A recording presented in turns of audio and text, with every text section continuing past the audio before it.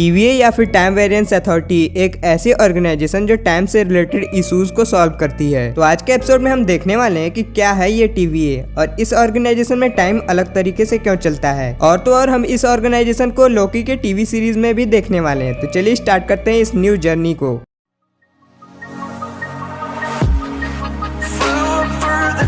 At night was born to fight. Mythical, so mystical, think what you like.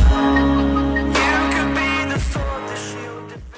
MCU में TV की जरूरत Avengers की इस छोटी सी मिस्टेक की वजह से पड़ी, जहां लोकी टेसरैक्ट लेके इस रियलिटी से फरार हो जाता है और जिसकी वजह से एक न्यू रियलिटी क्रिएट हो गई। और इस रियलिटी का लोकी करंट वाले लोकी की तरह शरीफ तो है नहीं और वैसे भी ये गॉड ऑफ मिस्चिफ है, तो पीस वर्ड इनकी डिक्शनरी में तो होता ही नहीं है।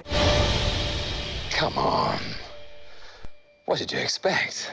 और अभी ये पहुंच गया है इस रियलिटी में अशांति फैलाने। तो यहाँ आएगी TVA और इसे करेगी अरेस्ट और बाद में यहाँ लोकी से भी बड़ी मुसीबत आएगी और TVA इससे डील करेगी। सो मेरा सोचना ये है, आप क्या सोचते हो इससे रिलेटेड हमें कमेंट में जरूर बताना। और अब चलते हैं TVA की हिस्ट्री को जानने के लिए कॉमिक्स के वर्ल्ड में। सो टाइम वेरिएंस अथॉरिटी का फर्स्ट अपीयरेंस हुआ था थॉर इशू 372 में और इस ऑर्गेनाइजेशन का मेन गोल ये था कि इससे मॉनिटर की जाए रियलिटीज के पूरे मल्टीवर्स को और जो भी टाइम के साथ छेड़छाड़ करता है उन्हें टाइम वेरिएंस अथॉरिटी अरेस्ट कर लेती है। हर ऑर्गेनाइजेशन की तरह इस ऑर्गेनाइजेशन की भी मैनेजमेंट हियरार्कीज हैं। इसमें सबसे लो रैंक TVA एम्प्लॉय को क्रोनो मॉनिटर्स कहा जाता है, जो ऐसे बीइंग हैं जिनका फेस ही नहीं होता और इन्हें क्वांटम टेक्नोलॉजी की हेल्प से बनाया जाता है। जब भी एक नई रियलिटी क्रिएट होती है तो उसके साथ साथ क्रोनो मॉनिटर्स भी क्रिएट होते हैं जो स्पेशली उसी रियलिटी को पूरे लाइफ टाइम तक मॉनिटर करते रहते हैं और इनके ऊपर काम करते हैं क्लोन्ड मैनेजर्स, जिसे आप लोकी के ट्रेलर में देख ही चुके हैं। कॉमिक्स में इन्हें मार्वल कॉमिक्स के राइटर मार्क और टॉम डिफिल्को की तरह दिखाया जाता है और इनके कुछ एजेंट, जैसा कि इन्हें आपने लोकी के ट्रेलर में नोटिस किया ही होगा, ये है मोबियस M। अब सीरीज में ये क्लोन मैनेजर हैं या फिर एजेंट ये तो क्लियर नहीं है, बट कॉमिक्स में ये TVA के लिए एजेंट के तौर पर काम करते थे। वैसे तो इस ऑर्गेनाइजेशन के लोग ऑलमोस्ट सारे केसेस को हैंडल कर लेते हैं, पर जब बात इनसे भी नहीं बनती तो ये अलग अलग टाइम पीरियड से मशीनरीज को हायर करते हैं और ऑलमोस्ट TVA के हर टेक्निकल ऑपरेशन को यही लोग हैंडल करते हैं, जिनके कोड नेम से पहले जस्टिस लगा होता है, जैसा कि justice goodwill, justice hope, justice truth और भी बहुत सारे। और मिशन के दौरान अगर ये इंजर्ड हो जाते हैं तो TVA उनके उस पार्ट को रोबोटिक पार्ट से रिप्लेस कर देती है और इन सारे चीजों के हेल्प से TVA हमेशा हर मिशन में कामयाब होती है। जैसा कि कॉमिक में एक बार सी-हेल को टाइम वेरिएंस अथॉरिटी अरेस्ट कर लेती है क्योंकि उसने टाइम को मैनिपुलेट किया था हॉकाई की जान बचाने के लिए, बट ऐसा नहीं है। TVA हर लोगों को अरेस्ट कर लेती है जो टाइम को मैनिपुलेट करते हैं। रियलिटीज के साथ छेड़छाड़ करने में कैंग द कॉन्करर सबसे आगे है और TVA की पहुंच से काफी दूर भी। सो गाइस, ये थी हिस्ट्री टाइम वेरिएंस अथॉरिटी की। ये सब जानने के बाद आपने सोचा ही हो कि डॉक्टर स्ट्रेंज को TVA वालों ने क्यों नहीं अरेस्ट किया। सो गाइस, इसका सिंपल सा रीजन है कि रियलिटी में ज्यादा चेंजेस नहीं आए और डॉक्टर स्ट्रेंज ने टाइम को मैनिपुलेट सिर्फ और सिर्फ अर्थ को बचाने के लिए किया था। अब सेकंड क्वेश्चन पर आ जाते हैं। एंड गेम में एवेंजर्स भी टाइम में पीछे गए थे स्टोन्स को लेने के लिए, तो वैसे तो एवेंजर्स को भी TVA को अरेस्ट करना चाहिए था। तो इसका भी रीजन है कि कैप्टन पास्ट में जाकर उसे वापस रखाए थे, जैसा कि स्टोन्स को 1 बजे लिया, सारे काम निपटाए और फिर अगले ही सेकंड उसे वापस रख दिया जहां से लिया था। सो गाइस, होप सो कि आपके सारे डाउट्स क्लियर हो गए होंगे और ये एपिसोड पसंद आया होगा और अगर पसंद आया तो कमेंट सेक्शन में जरूर बताएं और ऐसे ही ऑसम कंटेंट को देखने के लिए चैनल को सब्सक्राइब करना न भूलें क्योंकि हम हैं curious at last. Thanks for watching.